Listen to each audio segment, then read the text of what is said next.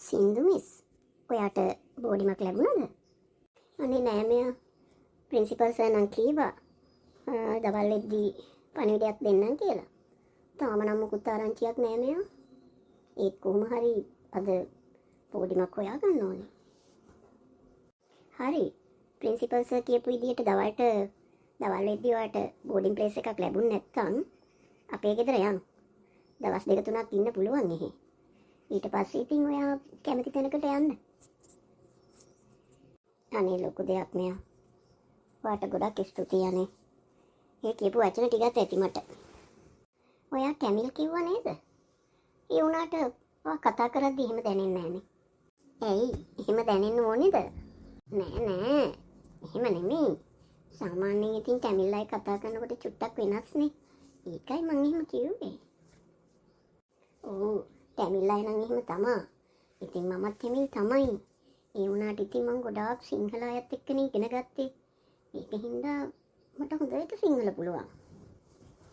මචං අපිට උදව් වෙන්න බැරිද මේ අලුත් ටීචර්ට?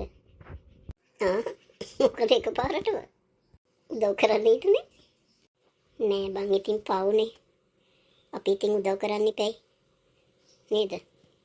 අපි ඉතින් එක ස්ටාෆ් එකකින් වැඩ කරන්නේ. එතකොට ඉතින් එකිනෙකාට උදව් කරගන්න ඉපැයි. ඒකයි මම කිව්වේ. ඒයි ඒකේ වරදක් තියනවද? නෑ එහෙම වරදක් නෑ. ඒ වුණාට මට වයස් දෙක දිහා බැලුවම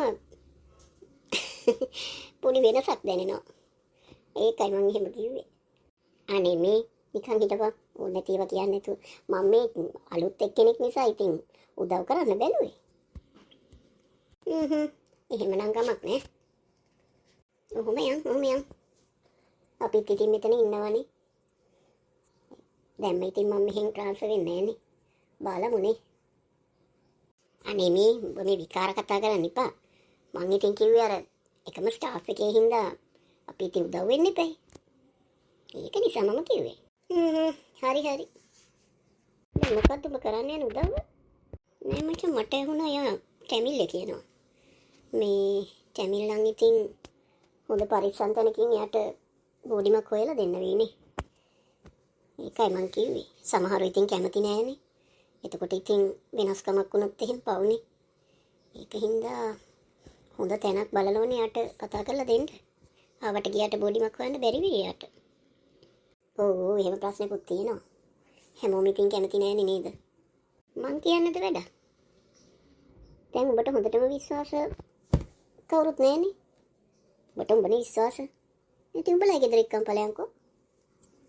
අනේ බං විහිළු කර හිටපන්. මං කිව්වේ ඇත්ත නෙමෙයිද? මං කියප එක හරිනේ. හැමෝම කැමති නෑ. ඉතින් මංගාවයට එන්න පුළුවන් කමකුත් නෑනේ. මංගාව આવොත් මිනිස්සු පදාදයි. ඉතින් ඒ හින්දා මට ඉදිරිපත් වෙන්න බෑ.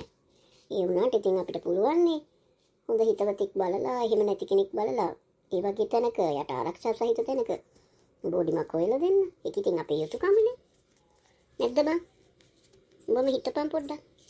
අනේ බං තාම ආවා විතරයි. මොන වගේ කෙනෙක්ද කියලා දන්නේ නැහැ. උඹ මේ කරට අරගෙන දැම්මම මොන වගේ කෙනෙක් වුණාම අපිට මොකද? කොහොම හරි ගෑන් ළමෙක්නේ. ඉතින් එතකොට එයාට ආරක්ෂාවනේ ඕනේ. එයාට එතන හොඳ නැත්තම් එයා තව තැනකට යයි.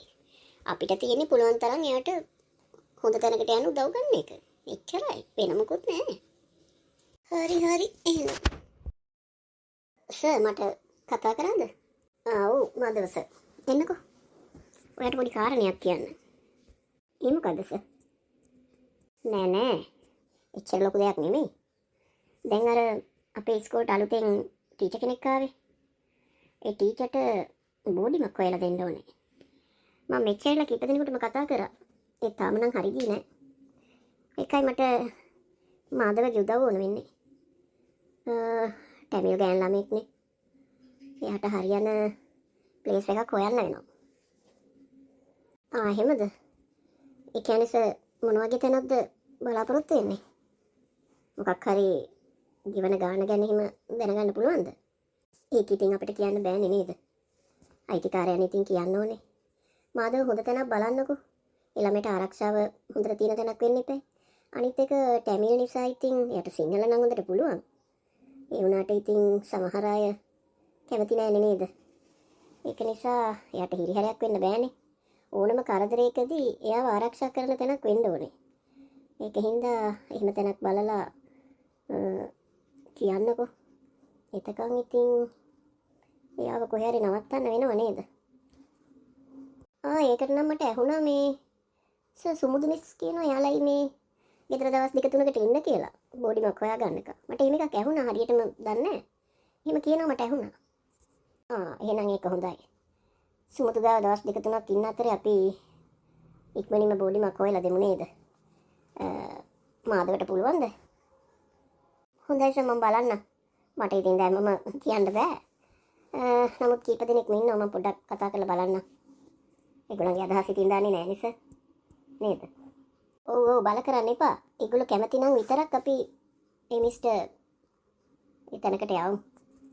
මාදවට හිතෙනවා නම් එතන හොඳයි කියලා විශ්වාසයි කියලා දැනෙනවා නම් තමයි කතා කරන්න ඕනේ. නැත්තම් ඉතින් හරි නෑනේ නේද? හරි සර් මම try කරන්න. එහෙනම් සර් මම යන්නද? හොඳයි සර්. මේ කොයිකටත් මේ අලුත් ටීචර්ට මේ පැත්තට එන්න කියාගෙන යන්නකෝ. හරි. ඉතින් දරුවනේ මම තමයි ඔයාලට අද ඉඳලා පරිසරයේ පාඩම කරන්නේ. ඉතින් ඔක්කොටම කලින් මම කියන්නම්කෝ මගේ නම. මම තමයි සින්දු. හරි. ඔයාලගෙත් නම් මට දැනගන්න ඕනේ. හරි. කොහොම වුණත් පරිසරයේ පාඩම පටන් ගන්න කලින් අද පළවෙනි දවසනේ අපි පුංචි වැඩක් කරමු. මොකක්ද? ඔයාලා පරිසරය ගැන මොනවා හරි පරිසරය ගැන අනුමාත්‍රිකා මොනවා හරි අරගෙන ඔයාලට කැමති පරිසරයට අදාළ ඔයාලට කැමති මාතෘකාවක් අරගෙන නිදහසේ රචනාවක් ලියන්න. ඒ රචනාව බලලා ඊට පස්සේ අපි පරිසරයේ පාඩමට යමු. එහෙම හොඳයි නේද? ඔව් ටීචර්. එහෙම හොඳයි. එක්ස්කියුස් මී ටීචර්. කියන්න සර්. මිස් ඔයාට ප්‍රින්සිපල් සර් එන්න කිව්වා. හොඳයි සර් මං යන්නම්. thank you. එහෙනම් දරුවනේ මං එනකන් ඔයාලා රචනාව ලියන්නකෝ. හොඳයි ටීචර්. සර් මට එන්න කිව්වේ? මේකයි මිස්. මං උදේ ඉඳලා ඔයාට නවතින තැනක් හොයනවා. ඒ තාම කවුරුත් කන්ෆර්ම් කරේ නැහැ. ඉතින් මොකද කරන්නේ? දවස් 2-3ක් කොහේ හරි නවතින්න වෙනවනේ. මට මාදවස කිව්වා සුමුදු මිස්සවට එහෙ නවතින්න පුළුවන් කියලා දවස් 2-3කට. දැනට එහෙම කරගන්න පුළුවන් නේ. අපි හොඳ තැනක් හොයලා බලන්න. ආවට ගියාට වැට තැනක් හොයන්නත් බෑනේ නේද? මේ ආරක්ෂාවත් බලන්න ඉපැයි. දැනට මිස් එහෙනම් එහෙම කරගමුනේ. කමක් නැහැනේ. ඔව් සර් සුමුදු මිස් මට කිව්වා. මං එහෙමනම් දවස් 2-3කට හෙට යන්නම්. හැබැයි මට හොඳ නිදහස් තැනක් ආරක්ෂා සහිත තැනක් හොයලා දෙනව නේද? ඔව් මං ඒක කොහොමත් කරනවා. ඔයා දැනට එහෙම කරන්නකෝ එහෙනම්. හරි එහෙනම්. මේ පණිවිඩය හරියට දැනගන්නයි මං ඔයාලට කතා කරේ. දැන් එහෙනම් ඔයා යන්න. ඒ වගේම සුමුදු මිස්ටත් ඔයා ඕක කියන්නකෝ. වෙලසනින් කියලා තියන්න. නැත්තම් සුමුදු මිස් වෙලසනින් ගෙදර ගියොත් එහෙම ඔයාට යන්න විදියක් නැතුව යනවනේ. වෙලසනින් මේ ගැන කතා කරලා කන්ෆර්ම් කරගන්නකෝ. හොඳයි සර්. සර් කියන්න. හරිනේ මං යන්න.